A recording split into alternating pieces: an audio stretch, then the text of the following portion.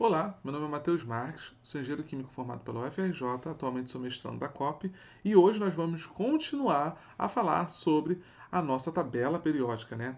Que começou a ser organizada há muito tempo atrás por um carinha chamado Mendeleev, tá?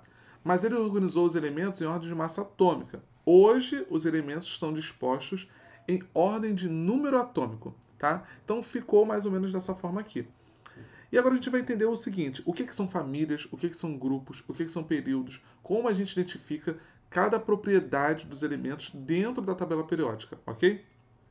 Se vocês observarem aqui, o que nós temos, tá? Família é quando você olha na linha vertical. Então, por exemplo, aqui, você tem a família 1, que é composta por esses elementos aqui. Você tem a família 2 e assim por diante, tá? Todo mundo que está na vertical, na mesma coluna vertical, ela pertence à mesma família. Agora, quando a gente olha na horizontal, ok? A gente está falando de período, ok? E o período ele está relacionado ao número de camadas que eu tenho na minha eletrosfera, ok? Então, antes da gente entrar nessa parte, vamos dar nome, né, a todo mundo que está aqui. Então, vamos lá. Basicamente é o seguinte: existe também uma divisãozinha que a gente faz entre ametais e metais, ok? E existe uma escadinha aqui nesse aqui não está, mas existe uma escadinha em algumas tabelas que ela separa metais de ametais. E ela é basicamente o seguinte, ó. Essa escadinha aqui, tá bom? E aí o que acontece? Quem está à esquerda da escadinha, ou seja, quem está desse lado de cá, são os metais. E quem está do lado direito são os ametais, ok? E os metais são conhecidos por eles serem brilhantes, maleáveis, bons condutores de eletricidade, enquanto os ametais eles não possuem essa característica. E também há quem diga, outra coisa, né? Eu não marquei aqui, mas tem o hidrogênio, que a gente vai deixar ele por último, porque ele é uma pessoa à parte a ser discutida, ok? E há quem diga que alguns daqueles carinhas ali perto da escada, né? Por exemplo, alumínio, tem o germânio, o antimônio, o polônio, o tenesso. Todos esses aqui tem algumas pessoas, né, que estudam esses elementos em específico e costumam dizer que esses caras possuem ter propriedades intermediárias entre metal e ametal.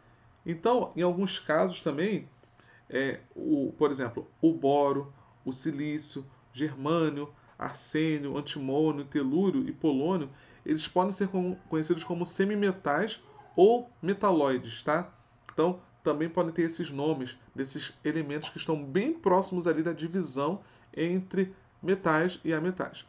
Também vale destacar o nome de algumas outras famílias, que são muito usadas, inclusive em concurso, que, por exemplo, o cara não fala assim para você, esse elemento é da família 1A. Ele não fala isso. Ele costuma dar o nome da família. Então, por exemplo, a primeira família, que está aqui, lembre-se, o hidrogênio não pertence a família alguma, tá? Ele é um desagregado de todo mundo aí. Então, a primeira família, essa aqui, são os metais alcalinos, ok? A segunda família, que é essa daqui, são os metais alcalinos terrosos, ok? E os elementos da família do oxigênio, que está aqui, ó, estão aqui. Esses caras aqui. Eles são o que nós chamamos de calcogênios, ok? E a família do flúor, do cloro e assim por diante é o que a gente chama de família dos halogênios, ok? Então aqui são as famílias do halogênio. E por último, porém não menos importante, nós temos os gases nobres, que com certeza você já ouviu muito sobre eles. Deixa eu só pegar uma cor aqui que não fique tão diferente. E por último, nós temos aqui os gases nobres, ok? Outras divisões muito importantes que, assim, costumam ser usadas em alguns casos, mas não são tão assim usuais, tá? São os elementos dos grupos 3 e 12, do grupo 3 a 12, que são esses caras aqui, ó. Esses aqui, que estão na meiuca de tudo, que a gente não falou sobre eles. Esses aqui. São os metais de transição, tá? E nós temos os metais de transição externos, que são os grupos que vão da família 3 a 12, ok? E depois a gente também tem os elementos de transição internos, que são esses elementos daqui de baixo. Ok? Então, a família, né, a tabela periódica ela pode ser dividida da seguinte forma: nós temos hidrogênio, que é um cara à parte, temos os alcalinos terrosos, os metais de transição externo, os metais de transição interno, temos a família do oxigênio, que nós chamamos de família dos calcogênios, a família do flúor, que nós chamamos da família de halogênios, e os gases nobres, ok? E agora, se lembra lá que a gente tinha falado que existe uma certa distribuição. Todos esses elementos possuem uma distribuição eletrônica, correto? E agora a gente vai tentar entender qual é a dica, como que a distribuição eletrônica vai dizer pra gente em qual período eu tô e em qual família eu também estou, ok? Então o primeiro passo é entender como que a gente vai construir isso aqui, tá? Então os grupos, né, os subníveis, eles são distribuídos da seguinte forma. A gente aqui tem, deixa eu subir aqui um pouquinho, um S1, não vou botar um S1, né? Na verdade é só S aqui, tá? Então aqui seria S1, S2, aí o que a gente vai fazer agora? Ó? D1, D2, D3, D4, D5, acho que ficou fora de ordem aqui, D3, D4, D5, D6, D7, D8, D9 e D10, ok? Então, por exemplo, todos os elementos que estiverem na família ali do manganês, todos eles terminam em D5. Todos os elementos que estiverem na família do ferro terminam em D6. Todos os elementos que estão na família do lítio terminam em S1, ok? E a gente prossegue. Então agora para os outros aqui vai ser P1, P2, P3, P4, P5, ok? E por último aqui P6. E aqui embaixo nós temos o seguinte: nós temos F1, F2, F3, F4, F5, F6, F7, F8, 9, 10, 11, 12, 13, 14 e por último aqui D1, ok? Porque esses caras aqui eles estão aqui na nossa tabela, ok? Deixa eu subir um pouquinho, ok? Esses últimos ali, que é o Lutécio e o Laurêncio, eles estão exatamente debaixo do ítrio, ok? Então vamos dar um prosseguimento aqui na nossa etapa de tabela periódica. Então, por exemplo, quando a gente fez lá a distribuição do ferro, a gente lembrava que o ferro era o quê? Ele era 26 e ele terminava da seguinte forma. Ele terminava em, se eu não me engano, 3D6, certo? Então, olha que maravilha que acontece aqui. 3D6, correto? Então, ó, nós temos aqui esse primeiro número na distribuição. Depois que você faz a distribuição, ele determina o período, tá? E esse cara aqui vai determinar a família que ele estiver. Tudo bem? A gente vai fazer mais alguns exemplos sobre isso e mais para frente a gente vai entender tudo bonitinho como que funciona toda essa ideia do que a gente quer chegar na conclusão de como a distribuição eletrônica ela pode nos ajudar, tá?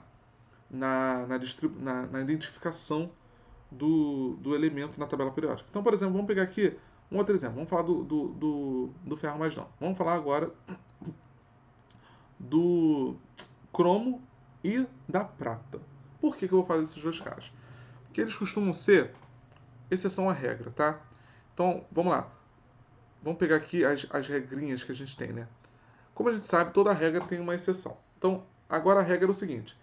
Essa regra de cada família ter a configuração eletrônica determinada em determinado subnível tem sempre a sua exceção. E nos blocos S e no bloco P, a regra é respeitada, tá? Então, no bloco S e P, essa regrinha é respeitada. Porém, no bloco D, podem existir algumas exceções. E no bloco F existem tantas exceções, tantas, que a gente nem considera como regra, tá?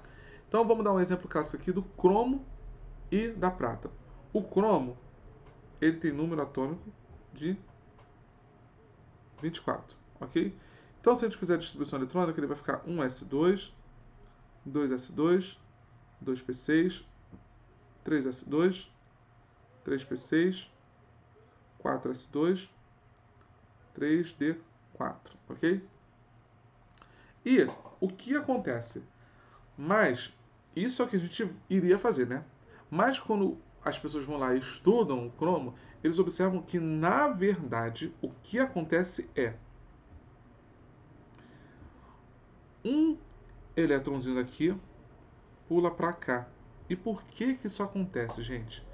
Vamos pensar no seguinte, vocês se lembram do que a gente discutiu anteriormente, né? Nas outras aulas, dizendo que os subníveis, eles são sempre mais estáveis quando eu estou totalmente preenchido ou totalmente semi-preenchido, ok? Então, o que a gente observa aqui? Que o subnível D, ele comporta até 10 elétrons. Então, são 5 caixinhas. E nota que, se eu pego um elétron daqui e jogo ele para cá, eu teria aqui 4s1 e 3d5, ok? Ou seja, eu teria os dois níveis, os dois subníveis no caso, né, S e D, semi-preenchidos. O que isso traz de vantagem para o meu sistema? Eu diminuo a repulsão dos elétrons, porque eu não tenho mais elétron no subnível 4s2, que vai estar fazendo repulsão por causa dos spins, né? Então eu consigo trazer uma maior estabilidade para o meu sistema. E por isso, na prática, a configuração do cromo é a mesma aqui, tá? 2p6, 3s2, 3p6. Porém, ali no finalzinho, ele troca a configuração para poder ter uma maior estabilidade, ok? A gente também vê isso para prata, tá? Na prata, a gente tem o seguinte, a prata, ela é 47. Então, a gente tem 1s2, 2s2, 2p6, 3s2, 3p6, 4s2, 3d10, 4p6, 5s2, 4d9. Novamente aqui, ó. Olha lá para o meu final, certo? Poxa, se eu pego um elétron daqui e jogo ele para cá, eu fico com o meu subnível S semi-preenchido, o 5s1, e o subnível 4D, que antes era 4D9, se transforma em 4D10, que é totalmente preenchido, que é mais estável do que um cara que está ali na meiuca. Então, na prática, o que acontece é isso aqui se transforma em 5s1 e 4d10, ok? Então, novamente, a gente entende ali pela estabilidade do meu sistema por que acontecem esses saltos de elétron, ok? Então, é de extrema importância. Lembra sempre disso, gente, tá? O cromo e a prata são exceções do grupamento D ali, né, que a gente tem. E que quando eu tiver um problema parecido com esse, e eu puder pular um elétron de um ponto para o outro para transformar em níveis mais estáveis, eu vou poder fazer isso. E lembrando que aqui, se você observar, eu estou trabalhando entre o nível 5, certo? A camada 5 e 4, que são camadas, não digo coladas, mas sequenciais. Agora, eu não posso tentar, assim, isso pode até acontecer se o cara forçar muito a barra, mas naturalmente não. Por exemplo, se eu estou lá no nível 2 e eu quero para o nível 5, isso não vai adiantar, entendeu? Então, por exemplo, não adiantaria eu tentar pegar um elétron daqui, do nível 2, e botar ele aqui no 9, para ficar 1s2, 2s1 e só lá no final ficar 4d10. Então não funciona isso, ok? Os níveis têm que estar sequenciais para que isso aconteça, ok? Então a aula de hoje também termina aqui e espero vocês no próximo vídeo para darmos prosseguimento à etapa de entendimento da tabela periódica.